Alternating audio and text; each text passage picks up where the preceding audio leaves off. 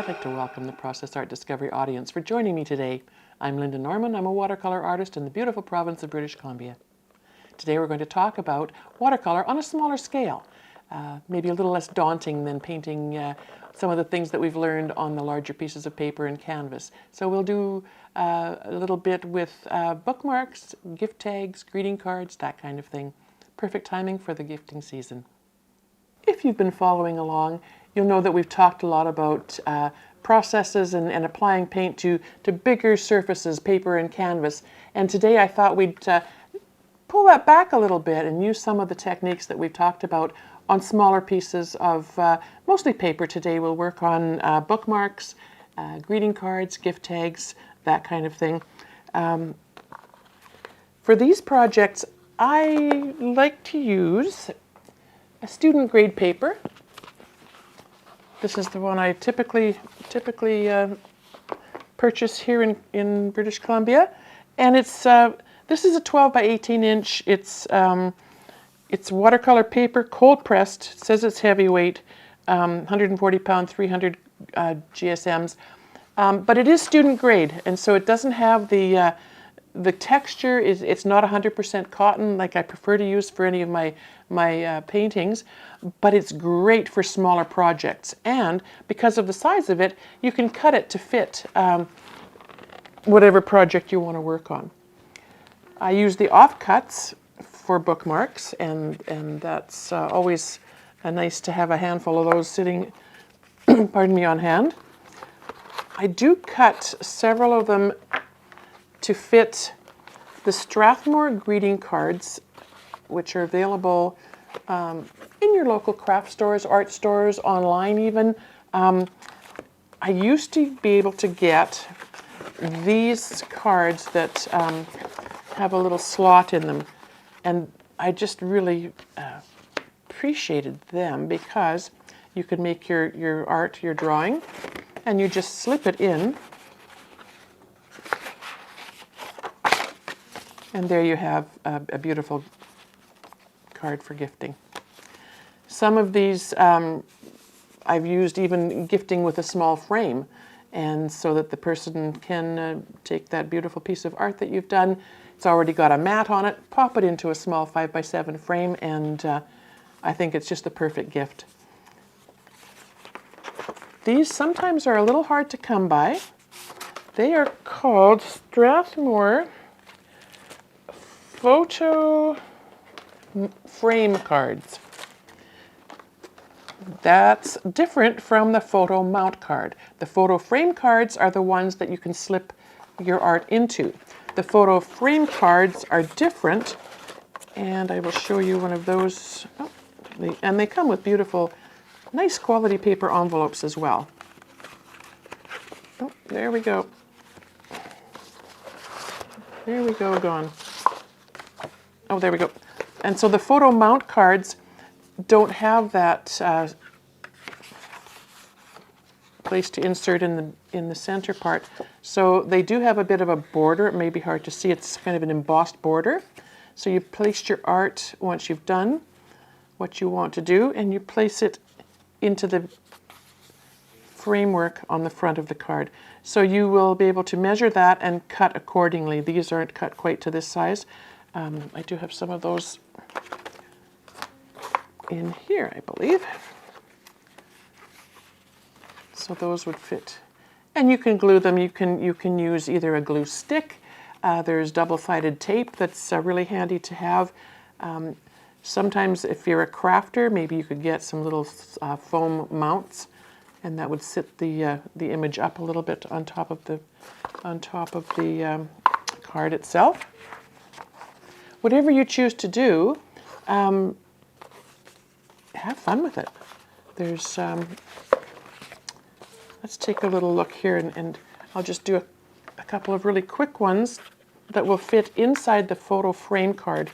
And to use the techniques that we've talked about in the past, perhaps maybe a bit of spatter. And I will wet my palette again. I've got both my palettes out today, but the one that I've filled with my favorite colors, my Daniel Smith colors.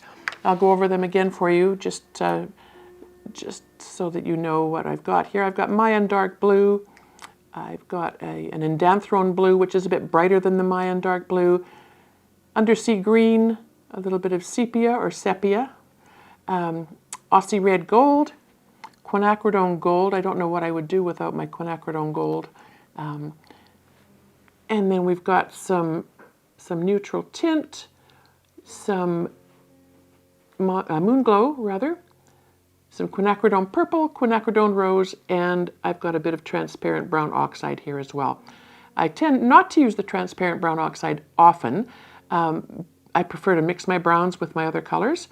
I just find that makes the painting more cohesive, but it's there in case I would like to, add it to anything.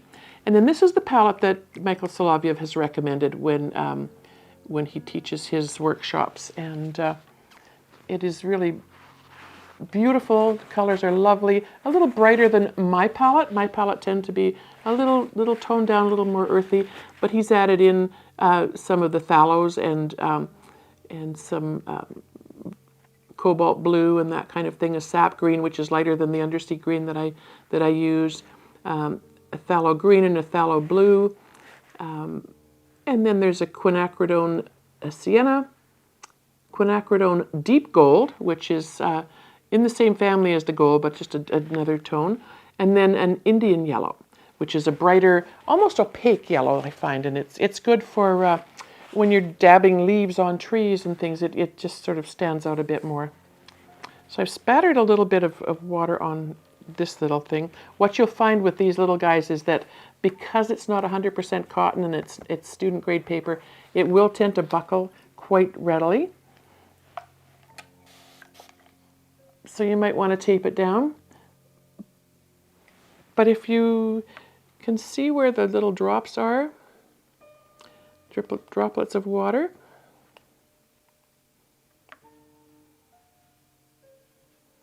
and again, this is how I like to do my little trees. Give it some spatter. I don't have my spatter bottle with me at the moment, but that's all right. We make do. And we'll cause the water droplets to just hook up a little bit as we go along.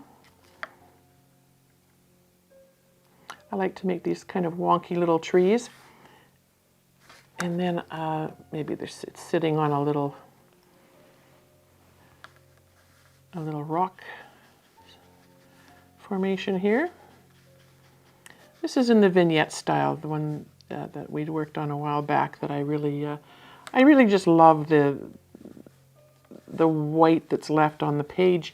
Leaves so much to the imagination, and I love that about these little pieces. So I'm just adding a bit of a thicker color with the side of my brush. I like to use that to sometimes just give us kind of a scuffled effect.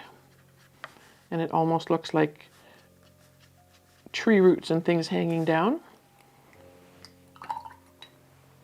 And then just to brighten things up a little bit, I can add maybe a tiny bit of the Quinacridone Gold.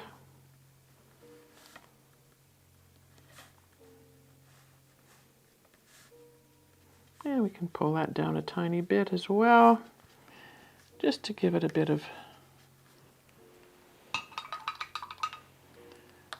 of interest. So when you're painting, sort of pay attention to what you're doing with the amount of water on your brush. And if you find that that's something you like, then you can kind of keep that in mind for future, right? With two colors, you can make the most amazing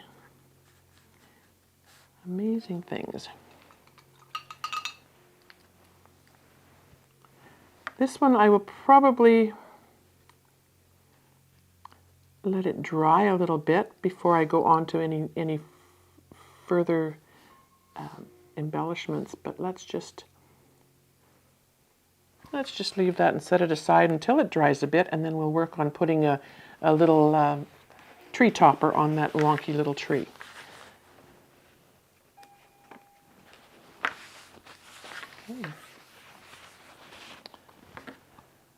Another fun thing to do, we'll try one with our masking tape technique. And for this one, I will just tape it down just so that it doesn't run all over the surface here. This is a piece of foam core, black foam core that I got from Michael Soloviev's Watercolor online shop, and I just love it. I do have now some black Coroplast, which is really fun. I've always used white Coroplast in the past. Didn't realize I could get black, and I discovered it the other day, so I have some, and I will show that to you a little bit later as well. But it's a lovely product. It's plastic with little corrugated lines through it, so it's easy to cut with a utility knife to the size that you need, just larger than the piece of paper that you're working on, and then you can tape your paper onto it, and it's going to be just lovely. So because this is going to fit into one of those card photo frame cards, I'm just going to have, I just want to mark off a little bit because I don't really want to paint right to the edge if it's going to be slipped behind the edge of the photo frame. So I'm just going to give myself a little bit of a guideline here, just to remind me not to paint right over to the edge. And back with our tape. This is solo tape, again from the Michael Soloviev Studio online, Watercolor Online. And these are, to me, this is like therapy.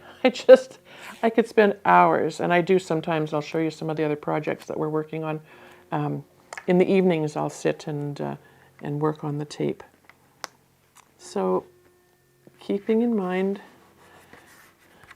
that the photo frame is only going to be, I think it's 3 by 5, so we're going to keep that fairly small in there. And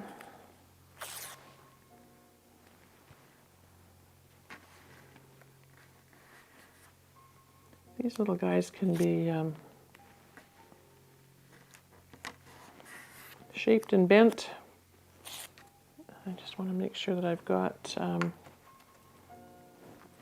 something that's wide enough. This is a piece that, maybe that'll work. Just pop that on there to finish that tree off.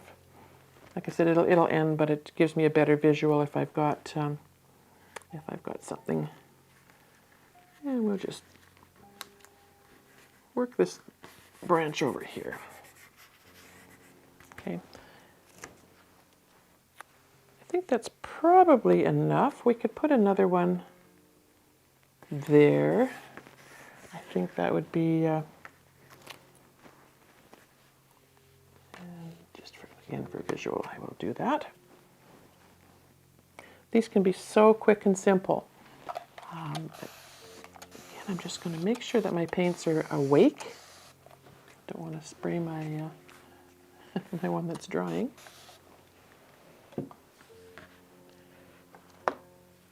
And with these little ones, even though it's a small piece, I like to stick with a larger brush. This is a solo three strip brush. Holds a lot of water and really nice for big washes. So I can give my sky, and well, I'll do the whole thing. It'll just make it easier to add my colors, and quicker.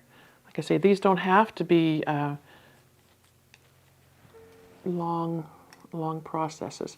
I think for this sky, I don't know if you can see my palette here, but I'm going to mix a bit of the blue, the Mayan dark blue, with a bit of the, oh, that's a lot, a bit of the quinacridone purple, just to give that sky a bit more purpley hue. And let's put a little hillside in the background. How about that? And pick up a tiny bit of the orange, bring that in, dab in some clouds,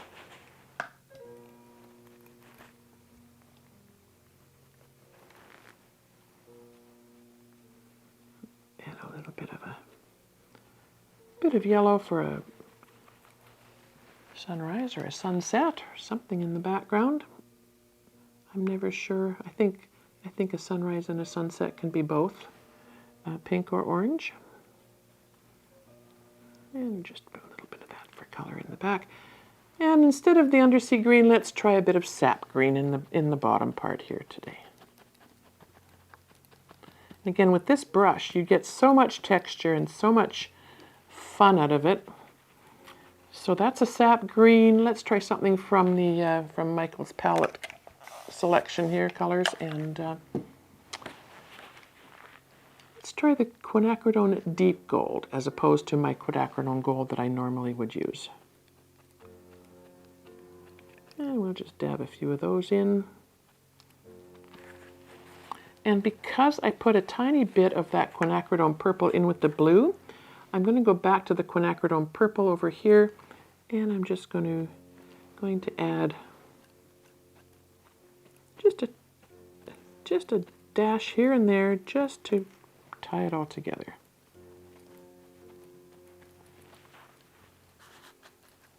There we have it. If you think you would like to have a little moon or something in the background, you can dip your I can't reach there. There we go. You can dip your paper towel in some water, form a little ball,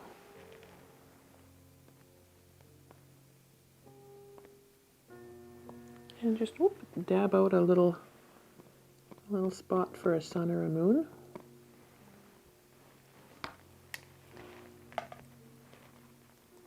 And then just the slightest bit, I'm going to pick up just a bit from my side well here. And you can dab that in, and it will disperse again throughout that water that's there.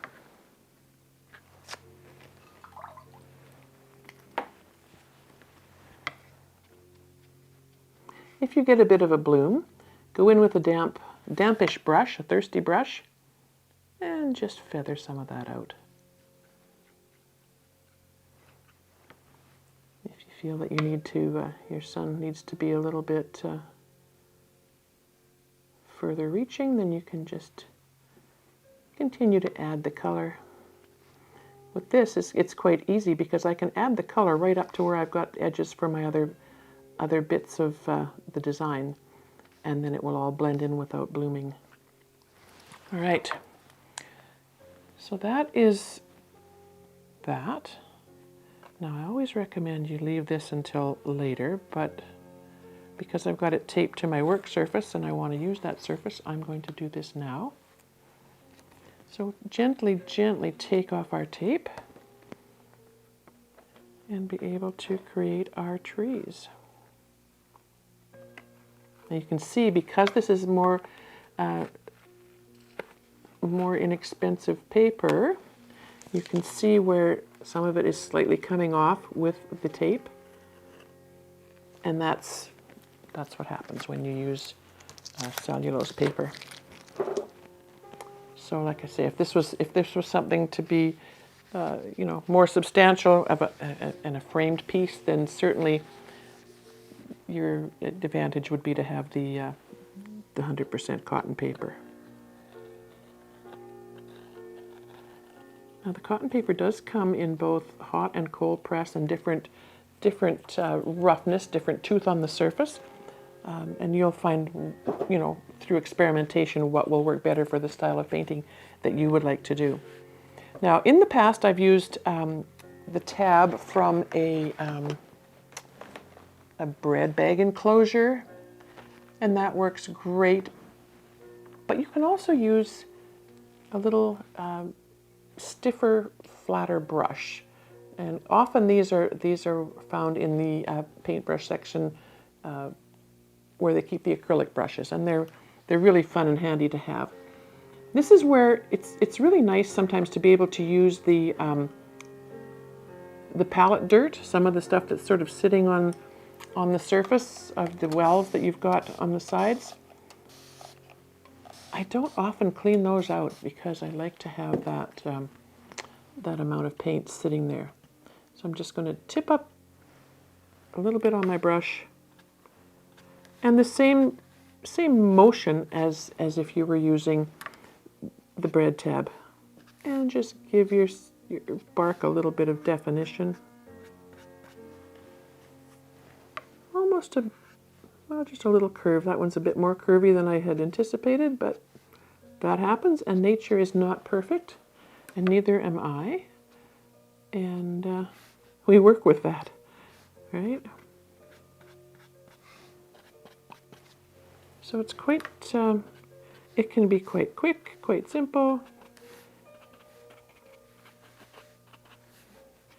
There is a bit of, the sun should be coming through on this side, so you're going to have the center parts of your trees will be a bit lighter, so we'll stay light with this on this side. And then when we do it from the other side, we'll go just a bit darker. So I'm just going to take a bit of paint out of my paint well and put it on the side so that I can rub some of it off, and then have, so this side of my trees will be, and I've got a bit too much on my brush, so I don't want quite that much. I'll go back and add the darkness on this side of this tree, and then it's going to be awkward doing this from this side, but that's okay. You get the idea. I'll try left-handed. Let's try that. Oh, there you go. Look at that.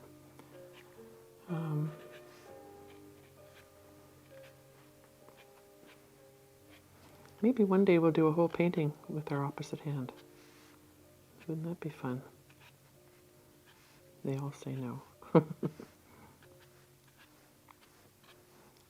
And a little bit under this side here, because this is where the sun isn't going to reach so much. Underneath there. All right, and you could leave it at that. Be nice silvery kind of birches, or you could take a little bit of, very often Moonglow is my favorite addition to these, because when I've got Moonglow on the surface and I decide to go in with another color, say for example my lovely quinacridone gold, it turns to a beautiful gray-brown that is just gorgeous when it mixes on the page. So on this side, I'm going to keep my lighter strokes in the Moonglow. Very beautiful granulating color. It's they call it a fugitive color, which means it's not light fast, which is a shame. But if you if you have a piece that you want to preserve and have it last for a long time, you can spray your surface with something like this. It's a UV archival spray that protects it from any UV damage that may occur. So that's always a good idea. No matter what I do, I will do usually a couple of coats of Camar varnish first of all. It just helps to sort of set things, and it's not a gloss or anything. It just is a nice product for setting things. I started using this when I was teaching alcohol ink because it was the only product I could find that didn't reactivate the ink when I sprayed it on. So this was always my base coat, and I've just gotten in the habit of doing that, and I like that it gives sort of a bit of a protection to the surface of whatever I'm working on. And then if I spray it with the UV protectant and maybe follow it up if I wanted to with a gloss, if that's how I wanted the finish to look, it would be very, very well protected and can be wiped off with a damp cloth at any time. If I'm doing a bookmark, I'll just laminate them and they're usually good to go. Wouldn't be a bad idea even with the laminate on, if you're using a lot of Moonglow though, to give it a coat of that protective UV protectant spray. Would be nice to have that on hand, I think. Just when you need those little bits of extra protection. So I'm just going to add just a tiny bit of the gold here and there. And you can see, I hope, where when I pull it out through those bits of moon glow and the Mayan dark blue, that it does sort of become an organic-y gray-green kind of color, which is just, I think, so lovely. And I'll leave a little bit of that on the white side. I'm just going to go back in, sorry for the arm.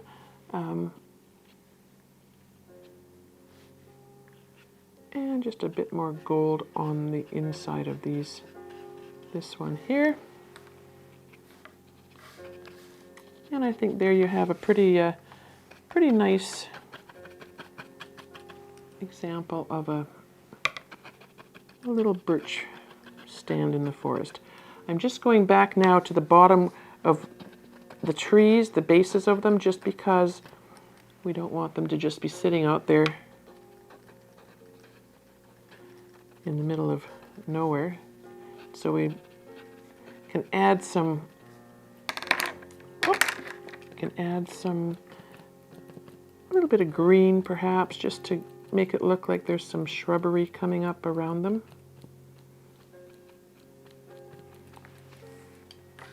Okay, and there, again, even where it wasn't really wet, the tape does take off. You can see there, I think, a little bit of the paper coming off. For a greeting card, I'm not going to worry too much about that.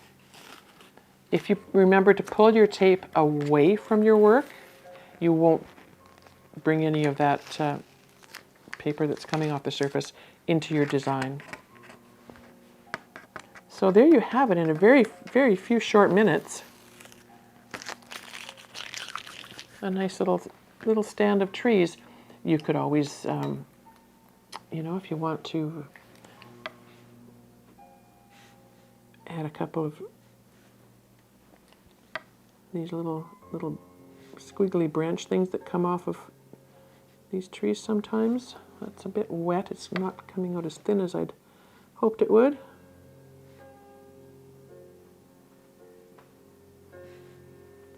This is my my trusty Levinson brush, and I can make it look like it's coming off the tree there just by pulling it into the tree a little bit, and then dabbing with my finger to soften that edge just ever so slightly. I put it here where the tape was a bit uneven, and it let the water come through, or the pigment come through a tiny bit.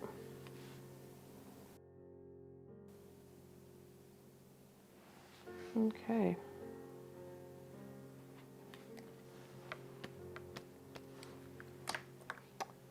And then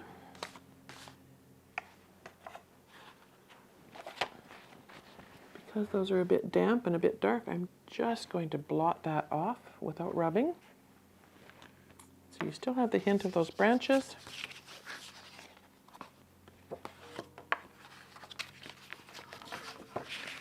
Have to remember to do this the right way so that your image is the right side up. Mind you, if it's not, it's easy enough to take it out and redo it.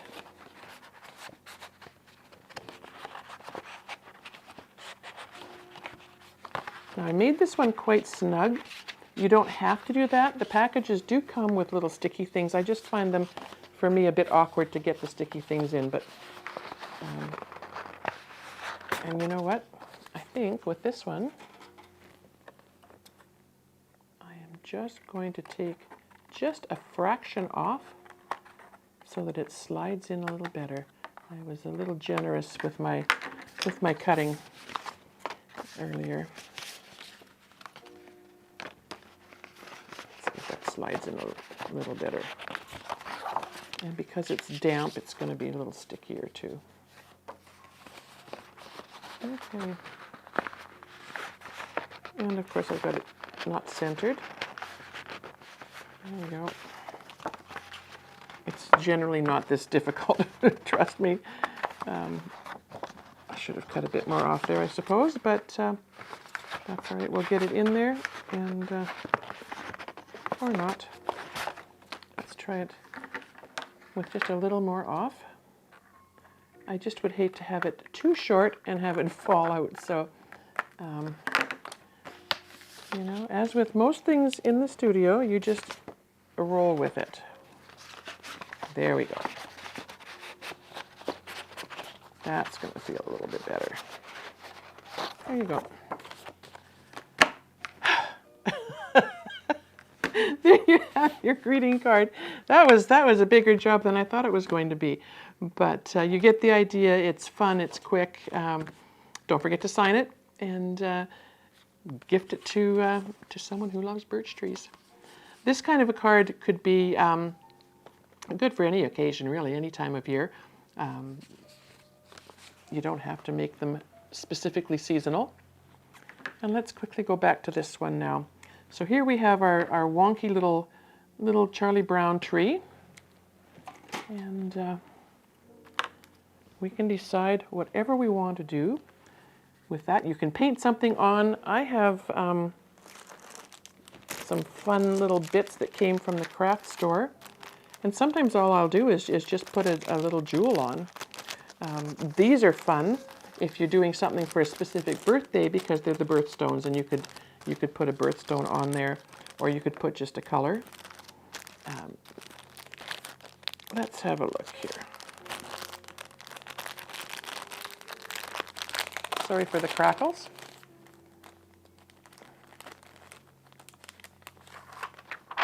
These little guys are so fun. I think I like the brighter red. So they come right off, they're sticky, and there you have it. So this little fellow is going to be too small for that one, so we'll put him on,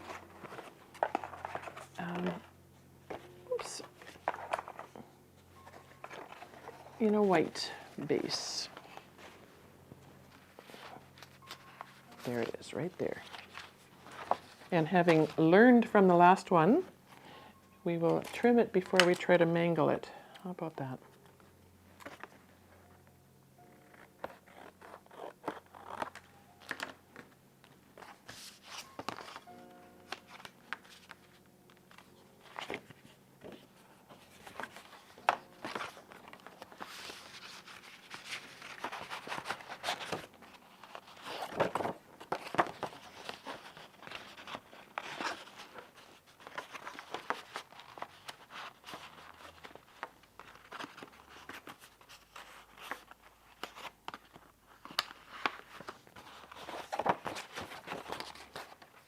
Some papers are a little bit whiter than others, and that might be something that you need to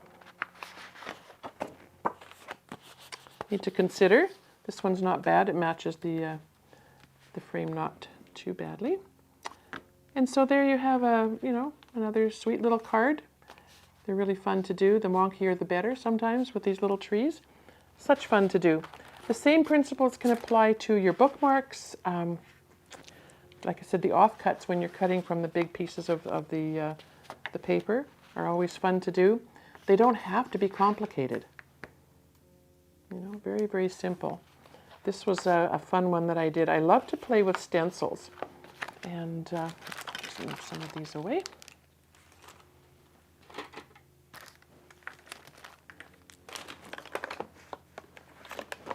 To make some, because my hand's always, you know, a little unsteady, perhaps. So you can do this a couple of ways for your bookmark or for your card. You can take a pencil and make a light line, and then take your brush and very carefully follow that line, adding water, just water. Now you won't get quite the same result if you're playing with this technique on a rougher paper, because the water will tend to work its way into the little spaces between the pebble, the tooth on the surface. But it can be really, really effective. So there's a bit of bit of water on the surface, not a lot. I can see if I look at an angle, it's pooling in a couple of spots, and that's fine. I might even take a towel and just take a tiny bit out here and there so that my moon isn't just one solid color. And I'm going to go in with just a bit of blue on my brush. Again, this is the Mayan blue. And you can see where the paint is only going to go as far as that water is, unless you push it out further, of course. And if you're more careful, you can get right out to that beautiful penciled edge that you put on.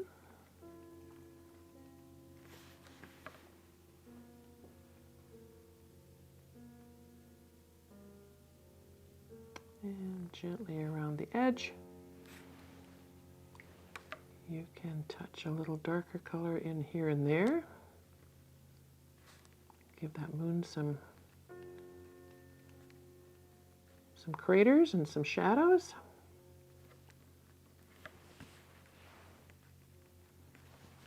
And again, really lightly with your paper towel.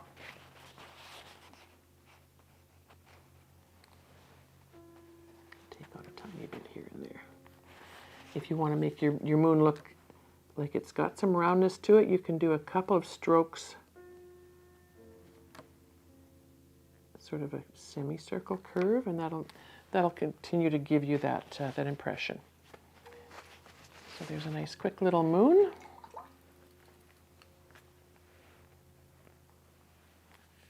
I'm going to use this just as because it can be wiped off. And I'm going to use a bit of spatter. And let's try something different for a tree this time. Let's try a phthalo green. Just want you to see how this looks and how this reacts. Each pigment is going to react differently with the water because of its makeup, its orientation, right? The pigments that are in it. This one likes to play with the water as well, so it's quite beautiful. You can see where my spritz was a little more of a splat there, so I'm going to take a bit of that out.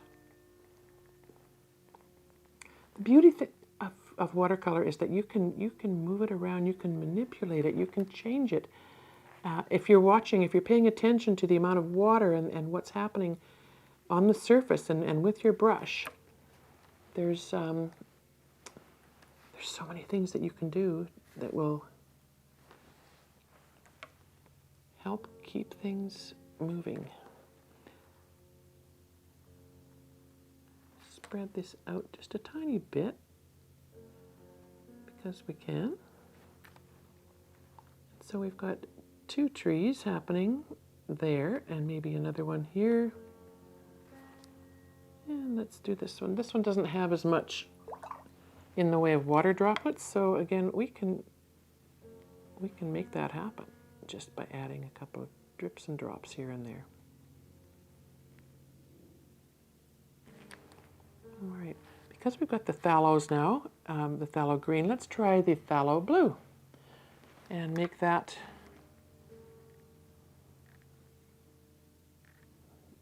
into our little lake here. Isn't that gorgeous? That phthalo blue and how it's, when it touches the phthalo green and the green is bleeding into it, absolutely beautiful.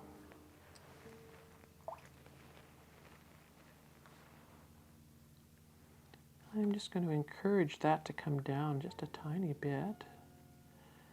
Because it's a bookmark, as I say, we just want it can go right to the very edge because we're going to laminate it afterwards. And there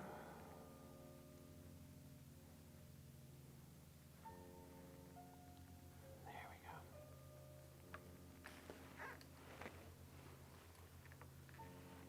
I'd almost be tempted to leave that because I've got a bit of phthalo on my brush, barely. Take a bit from there. I'm just going to add a bit of that into my moon, just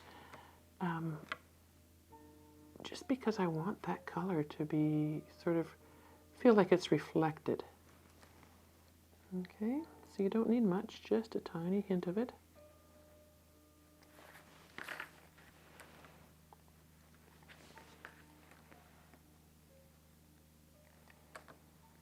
I love this little brush because it's got such a beautiful fine tip that I can draw things down and make beautiful little points. And I'd be tempted to leave this little one just like this.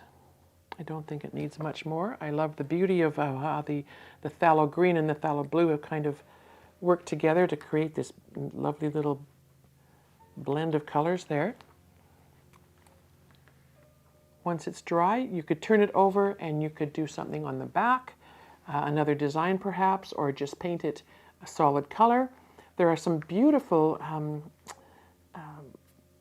metallic colors too that you could, or pearlescent effects that you could add to your moon and to different parts of the painting afterwards. But that would be suitable, I would think, for a bookmark. I'd be happy to give that as a bookmark. So I think one last little look at something that I've been having a lot of fun with lately. And that is wooden discs and tabs. You can get them online. I think they're just called a plain wooden ornament. You can paint right on them. They're quite lovely. They come in rounds and rectangular pieces.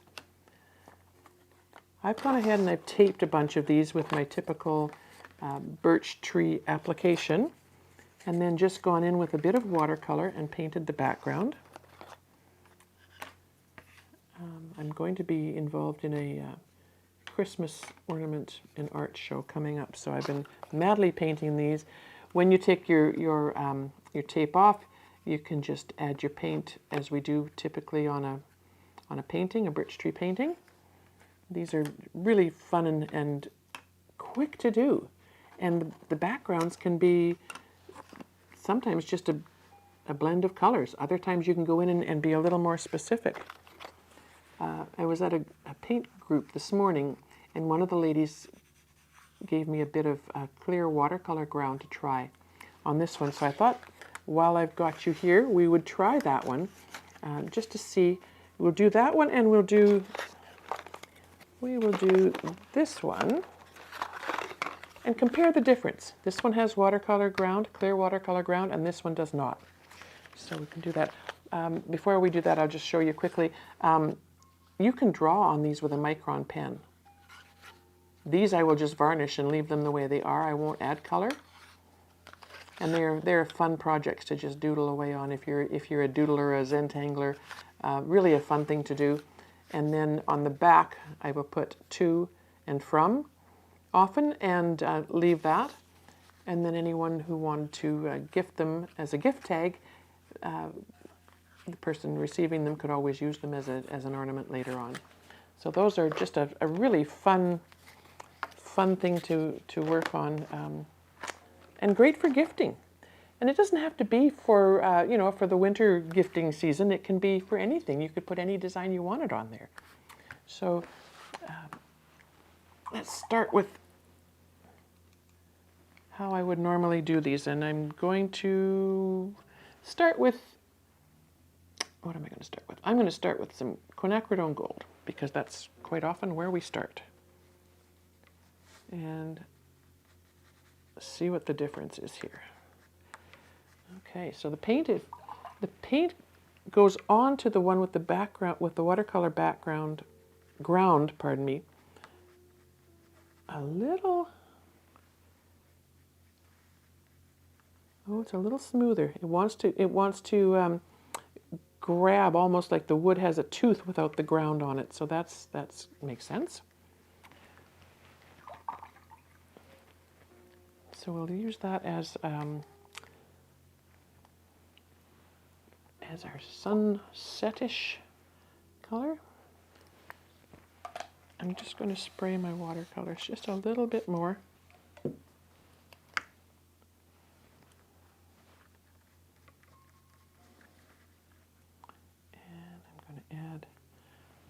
fairly thick bit of the Mayan dark blue. And then I just want to take just a real barely damp brush and smooth that down a little bit. It'll make it look, where it joins the gold, it will be almost a greenish kind of color. I'm going to dab in just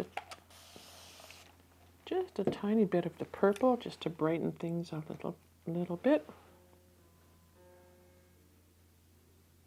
And I'm just feathering this in just to give it some interest.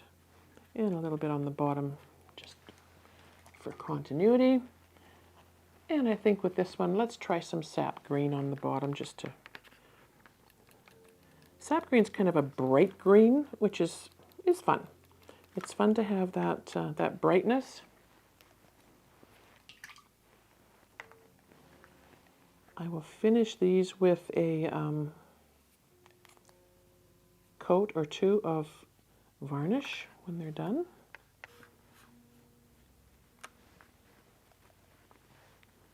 And because I've got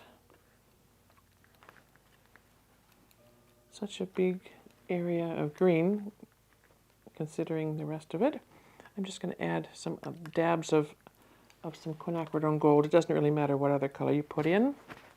And then dampen off a tiny bit with the paper towel. You can add a bit of water and lighten things up. Oh.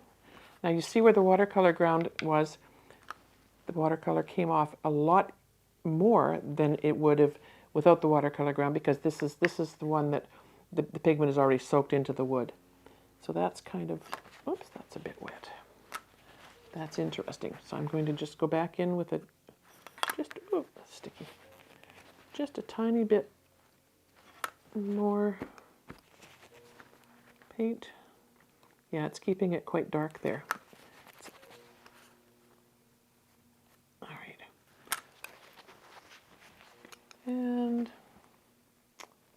where was that gold? Yeah, so it's interesting. It's brighter, I think. That's what I'm seeing here. Oops.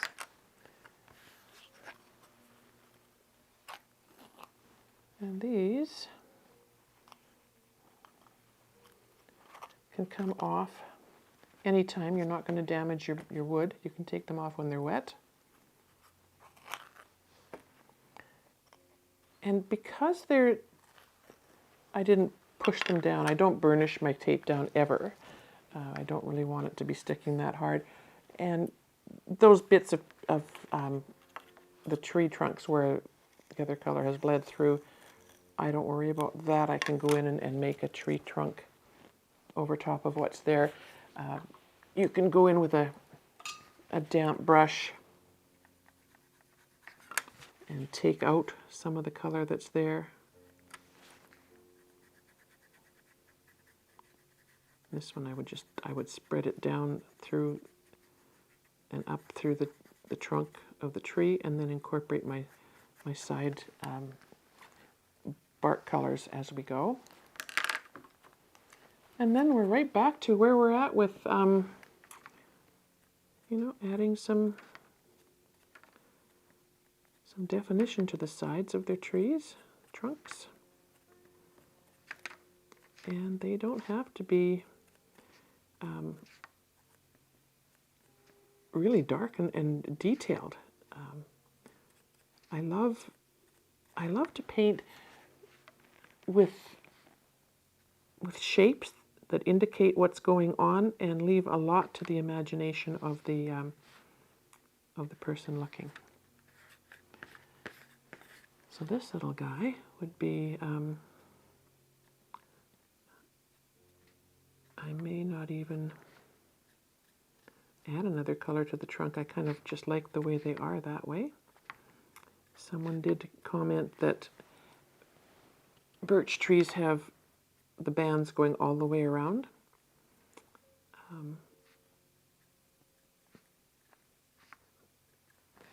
But, you know, they're your trees, as I say, and you can do whatever you want with them.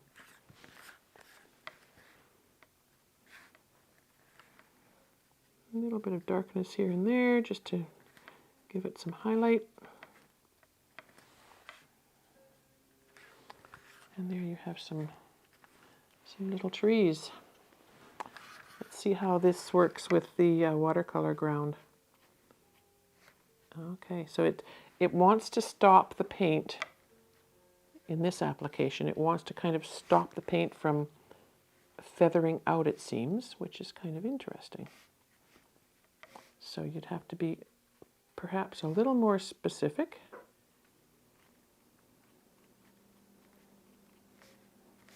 Because this tree is in behind, I'm giving it a bit more darkness on the bottom. A little bit of shading.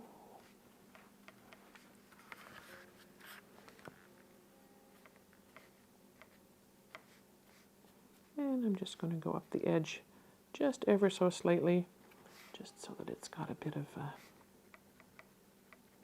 shadow on the back side of the tree. And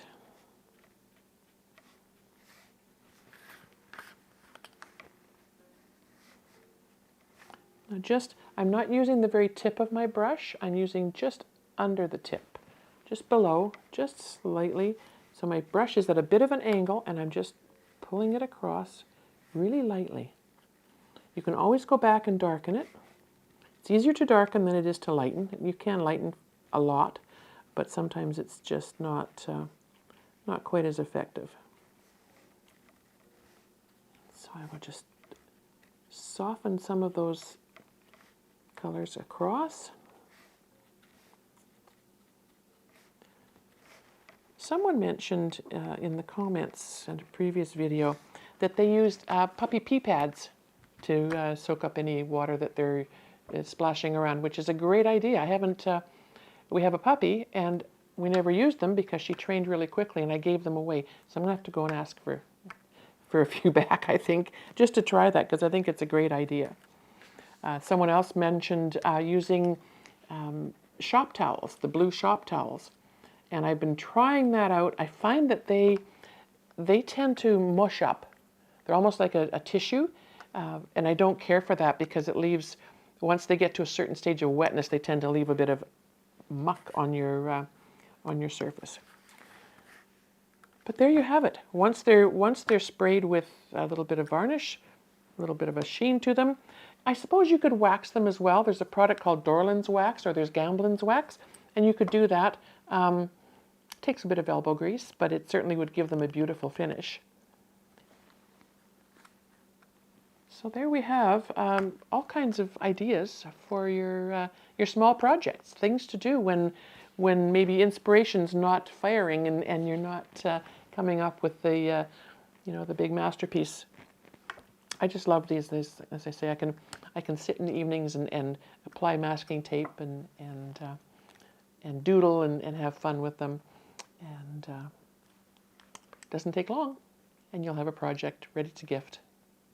I'd like to thank the Process Art Discovery audience for joining me today. If you like what you've seen, subscribe to the channel.